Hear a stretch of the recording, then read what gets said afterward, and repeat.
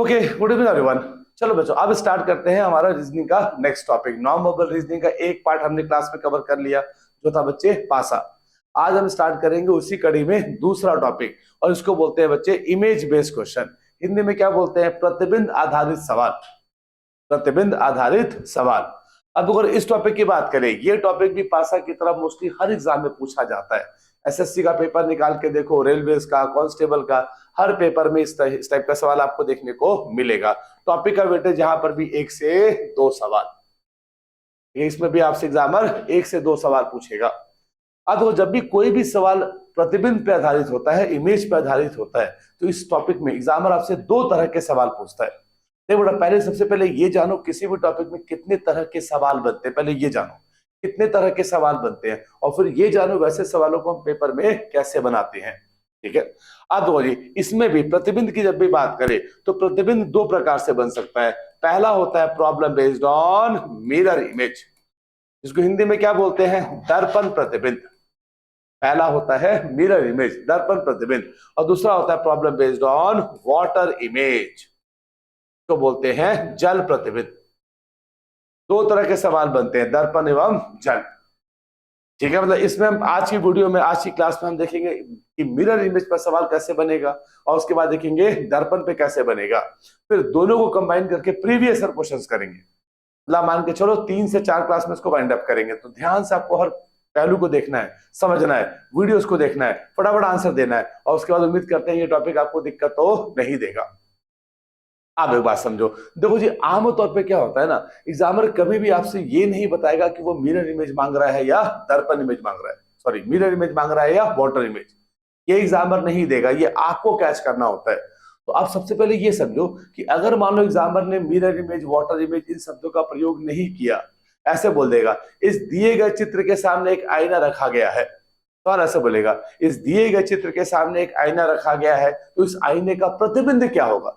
दर्पण और जल बोलेगा ही नहीं, बोलेगा इसका प्रतिबिंब क्या होगा। तो आप कैसे पता करें किस सवाल में मिरर इमेज है और किस सवाल में वाटर इमेज? सारे बच्चे ध्यान से नोट कर ले कि अगर मान लो ये एक चित्र दिया हुआ है, ये एक चित्र दिया हुआ है, और इस चित्र के सामने क्या लगाएगा? दर्पण लगाएगा। दर्पण का ये मतलब नहीं होता है बच्चे कि वो दर्पण प्रतिबिंब का सवाल है। मिरर लगाएगा, इसका ये मतलब नहीं होता है वो मिरर इमेज का सवाल है। ये डिपेंड करेगा दर्पण कैसे लगाया गया।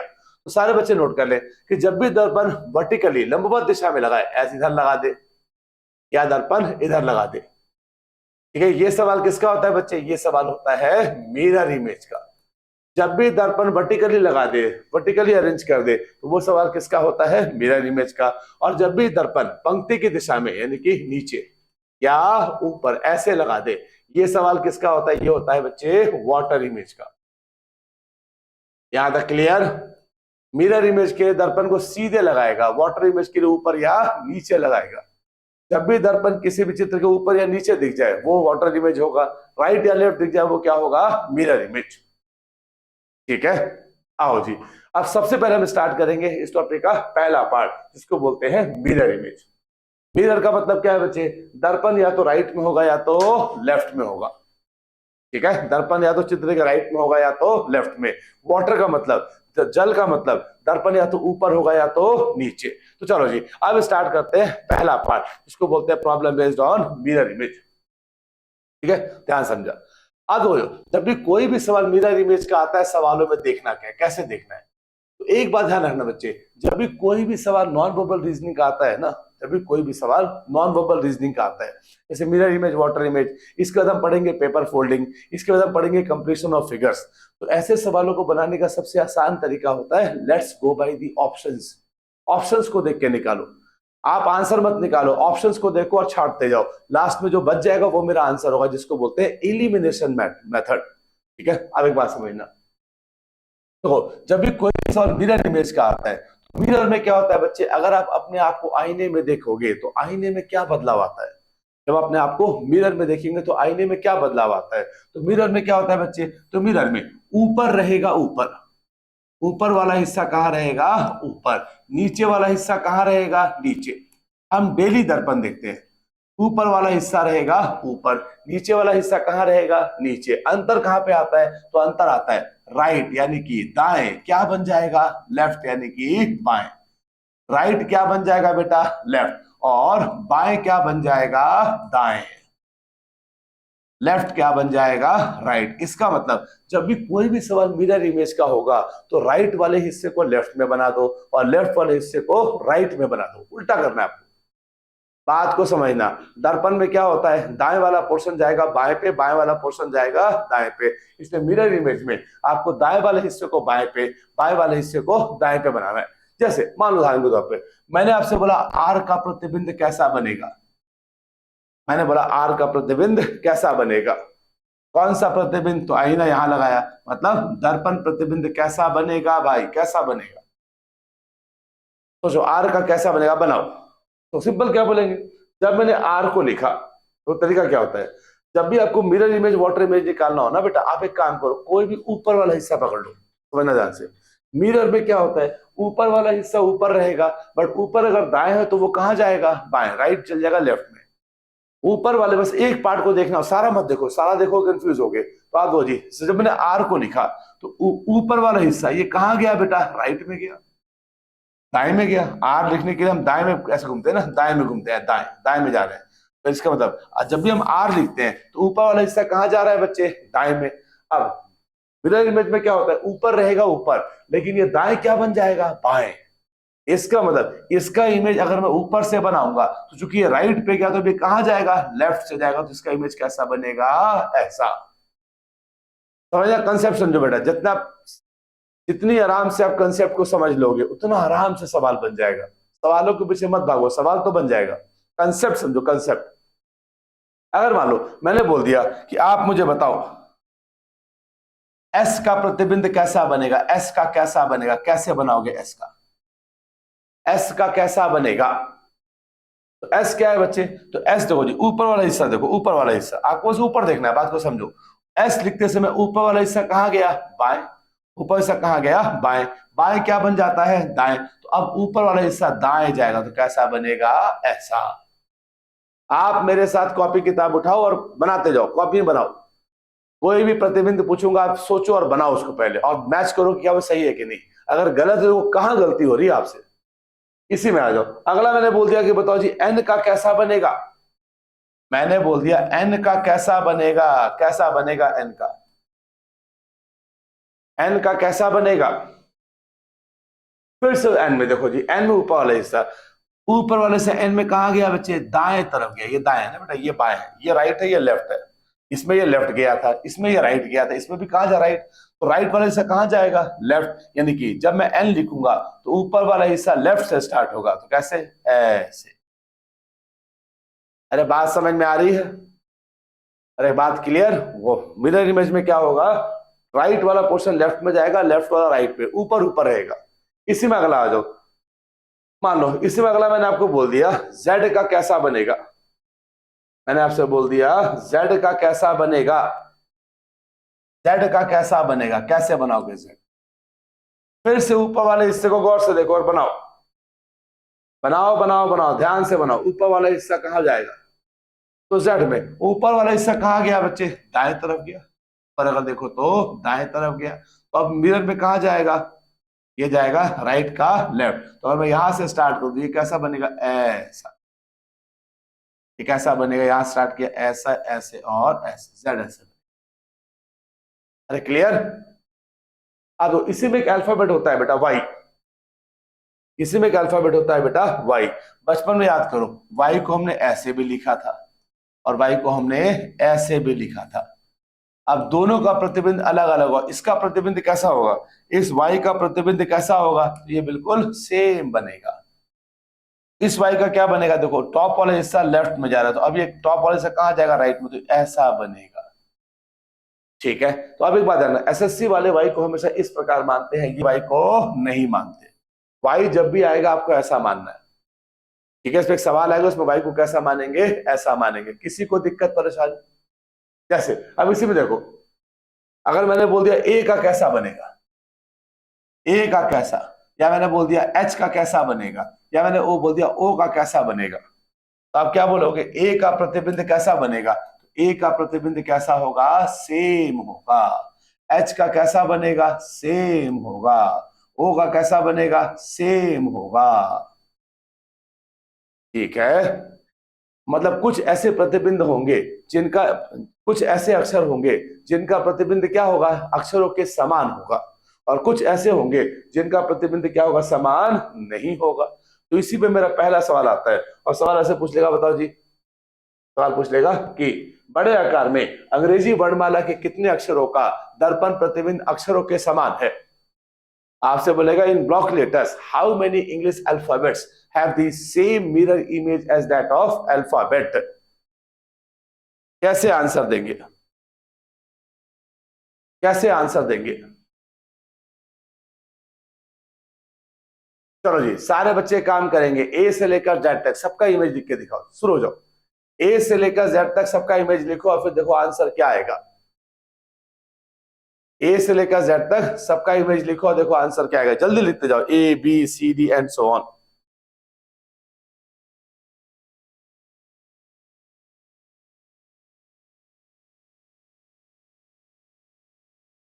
सबका इमेज बना लो फटाफट, आओ जी आप मेरे साथ बनाओ।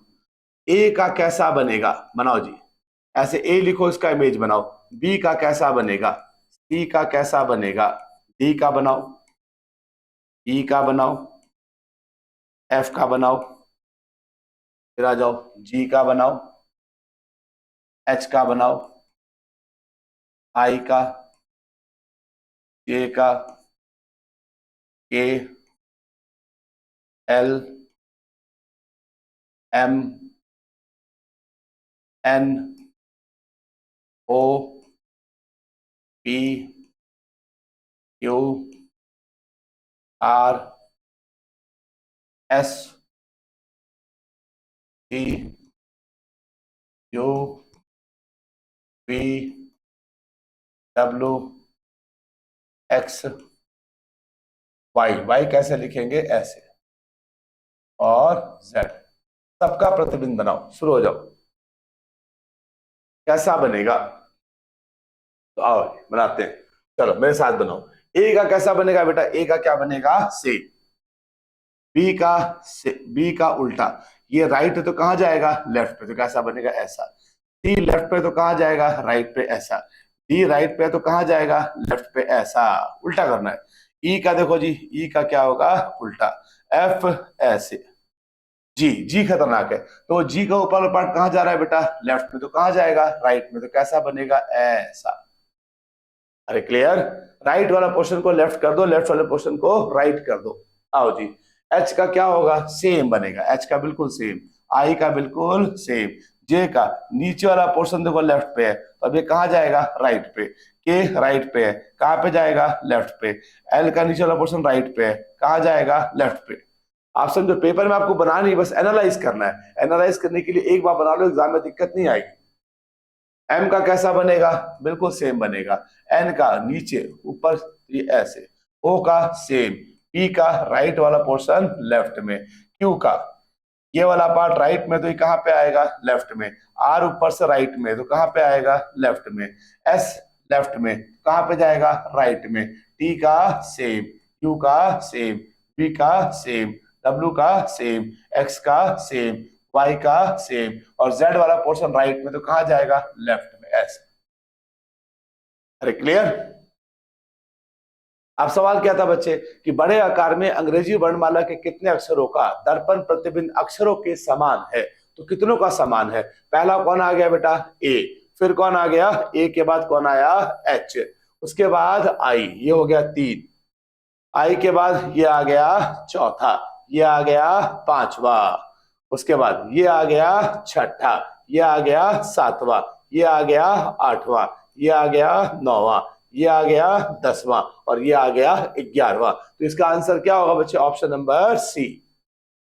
याद कर लो बच्चे, अंग्रेजी वर्णमाला में 11 ऐसे अक्षर होते हैं जिनका दर्पण प्रतिबिंब अक्षरों के समान होता है, ध्यान रखना इस बात को। ठीक है, अब देखो एग्जामर आपको तंग कैसे करेगा। देखो जी, एग्जामर मान लो, अब एक बात पहले कंसेप्ट समझते हैं, फिर समझाता हूँ, एक बात कंसेप्ट समझना। देखो जी, अगर कोई भी चित्र दिया हुआ है, कोई भी चित्र दिया हुआ है, आप उसके दर्पण को राइट में लगाओ या उसके लेफ्ट में लगाओ, उसका इमेज एक ही जैसा बनेगा। राइट में लगा दो या लेफ्ट में लगा दो, उसका प्रतिबिंब हमेशा एक जैसा बनेगा, उसमें कोई चेंजेस नहीं आता। जैसे अगर मैं समझाने के लिए आर लेता हूं, तो जी अगर मैं आर में अगर दर्पण प्रतिबिंब यहाँ पे लगाऊं तो क्या बोलेंगे, ऊपर वाला गया राइट पे तो अब कहाँ जाएगा, लेफ्ट पे, तो ऐसा बनेगा। अगर मैं प्रतिबिंब यहाँ भी लगाऊं तो क्या फर्क पड़ता है भाई, ये भी जा राइट पे तो फिर कहाँ जाएगा, लेफ्ट पे, तब भी तो ऐसे ही बनेगा। ये दोनों इमेज आपस में क्या होगा, सेम। बात को समझना, आप किसी भी चित्र में दर्पण को राइट में लगा दो लेफ्ट में लगा दो, उसका इमेज हमेशा सेम ही बनता है, कभी अलग नहीं होगा। इसलिए ध्यान वाली बात क्या है बच्चे, एग्जामिनर क्या करेगा, एक चित्र देगा पेपर में, दिखाऊंगा अभी प्रीवियस ईयर में, एक चित्र देगा, दर्पण कहां पे लगा देगा, लेफ्ट में। आपको कंफ्यूज करने के दर्पण कहां लगा देगा, लेफ्ट में, क्योंकि लेफ्ट वाले पार्ट को एनालाइज करना डिफिकल्ट होता है। तो एग्जामिनर कुछ भी करे आप हमेशा इसको कहां मानोगे, राइट में मानोगे। राइट वाले पार्ट को घुमाना आसान है, आपको ऐसे घुमाना आसान होगा, इसमें दिक्कत आएगी आपको। ठीक है, हमेशा इसको राइट में मान के बनाओ, आप हमेशा राइट में मान लो। क्लियर। तो पहला सवाल याद कर लो बच्चे कि बड़े आकार में अंग्रेजी वर्णमाला के 11 अक्षरों का दर्पण प्रतिबिंब अक्षरों के समान होगा। अब तो यही मैंने आपका निकाला है गूगल से, सेम ही है। ठीक है, आओ जी, अगर हम बात करें छोटे आकार के बारे में, ध्यान देना, अगर हम बात करें छोटे आकार के बारे में,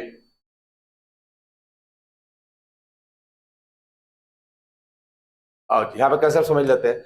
तो अगर हम बात करें स्मॉल अल्फाबेट्स के बारे में, छोटे अक्षरों के बारे में, वैसे अब तक पेपर में आया नहीं है, छोटे आकार के बारे में पूछता नहीं है। क्यों नहीं पूछता, कारण समझो, क्योंकि बचपन में आपने ए को ऐसे भी लिखा था, आपने ए को ऐसे भी लिखा था।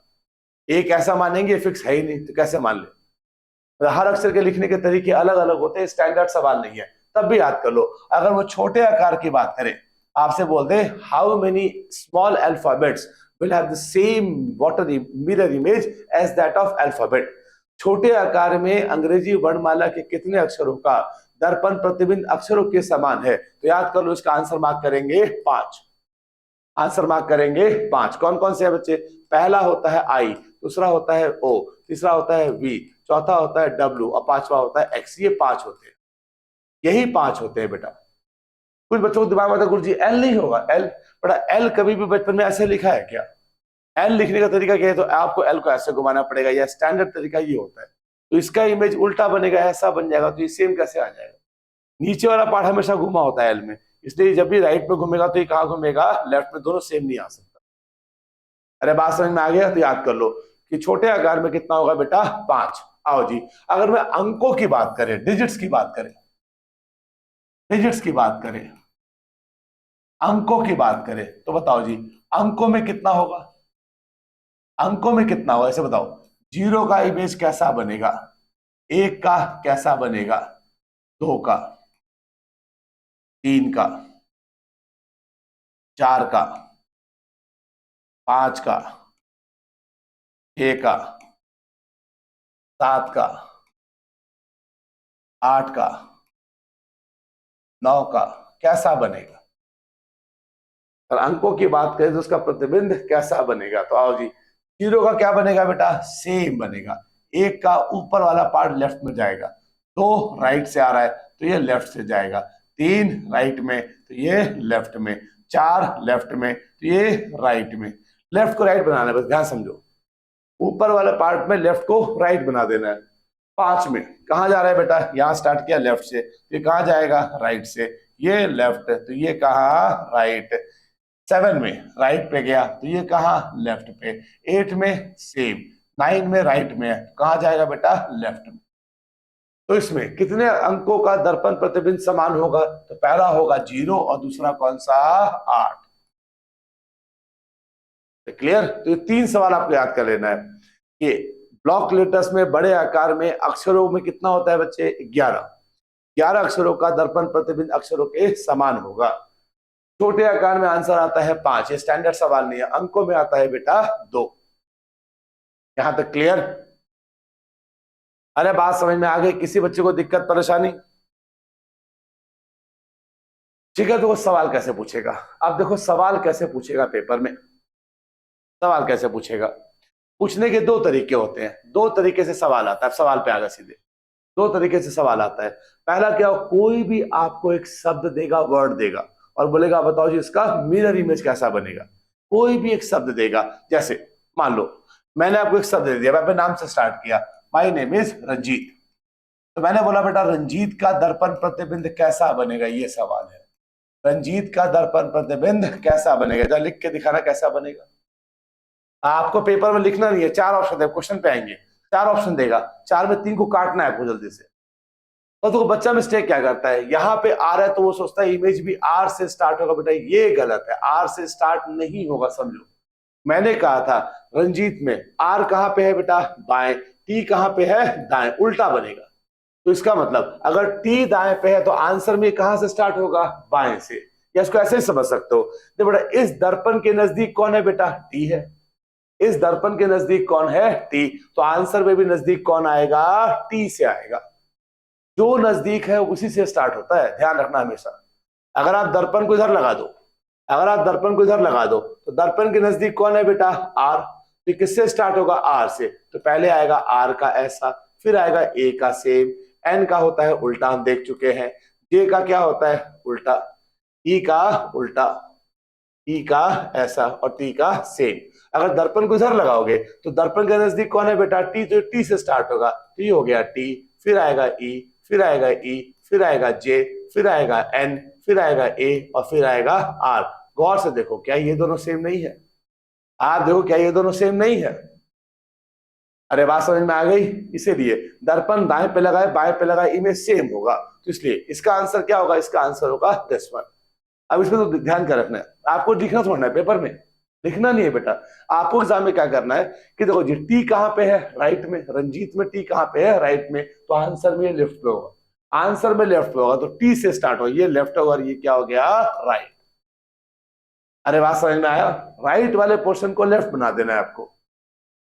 जैसे मान लो मैंने एक वर्ड दे दिया, मैंने वर्ड दे दिया टैगोर, मैंने वर्ड दिया टैगोर और मैंने बोला टैगोर का दर्पण प्रतिबिंब कैसा बनेगा, तो आपको क्या करना है, उल्टा स्टार्ट करना है, हमेशा उल्टा स्टार्ट होता है, उल्टा, ऐसे उल्टा, मतलब टैगोर में पहले टी आता है, लास्ट में ई आता है, आंसर में पहले ई आएगा, तो ऑप्शन में कैसा ऑप्शन दिया होगा, पहले किसका होगा, ई का, फिर किसका होगा बेटा, आर का, फिर होगा ओ का, फिर किसका, जी का, फिर किसका, ए का और फिर किसका, टी का, ये आंसर सही होगा।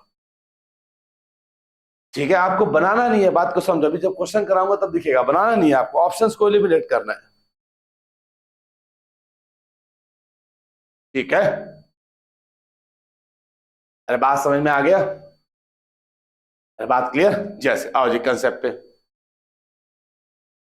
देखो, आपसे बोला बताओ जी इसका प्रतिबिंब कैसा बनेगा, सवाल ये है, इसका प्रतिबिंब यहाँ पे इमेज लगा दिया, इसका प्रतिबिंब कैसा बनेगा बताओ, 4 ऑप्शन दिया हुआ है, आपसे किससे स्टार्ट हो, किससे स्टार्ट होगा, तो ये किससे स्टार्ट होगा, उल्टा होता है, पहले ए है लास्ट में टी, 2 है तो 2 से स्टार्ट होगा। अब वो क्या ये 2 से स्टार्ट हो रहा है, नहीं, ये आंसर तो नहीं है। क्या ये 2 का ऐसा बनेगा, नहीं, ये आंसर नहीं है। क्या ये 2 का बनेगा, नहीं, तो आंसर आएगा ऑप्शन नंबर दूसरा। एक दो अक्षर से देखिए काम निकाल लेंगे बेटा, एक दो अक्षर से।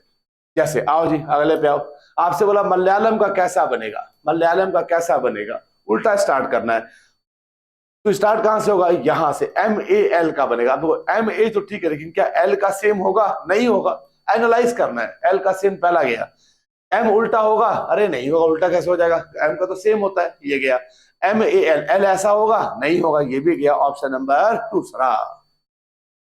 अरे बात समझ में आ रहा है, अरे किसी बच्चे को दिक्कत, ठीक है, आपको शब्द देगा और आपको बस राइट को लेफ्ट करना है, लेफ्ट को राइट करना है, आप कंसेप्ट पहले समझो फिर क्वेश्चंस को अटैक करेंगे।